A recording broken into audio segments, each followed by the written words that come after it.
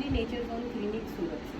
बारिश के इस मौसम में हर घर की बेसिक समस्या सर्दी, खांसी, जुकाम, बुखार, गले में दर्द, गले में खुजली, फेरेंजाइटिस, थ्रोट इन्फेक्शन, टॉन्सिलाइटिस, आप एजिथ्रोमाइसिन एंटीबायोटिक का कोर्स आप कर चुके होंगे।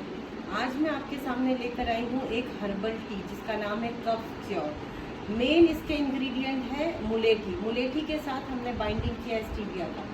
इसमें 72 हर्ब्स मिलाए गए हैं। आपको करना सिर्फ इतना है, 1 कप गर्म पानी में ये 1 टैबलेट इन्फ्यूज़ करना है, घोलना है और पी जाना है।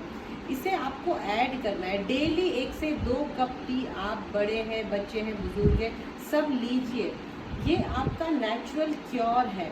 4 से 5 दिन में आप देखेंगे गले का दर्द में आराम है, खराश में आराम है।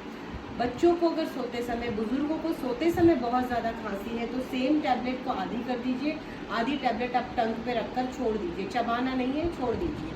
आप देखेंगे कुछ समय बाद वो खांसी वहाँ स्टेबल हो गई है। तो ये है नेचर जोन का नेचुरली कफ क्योर टी।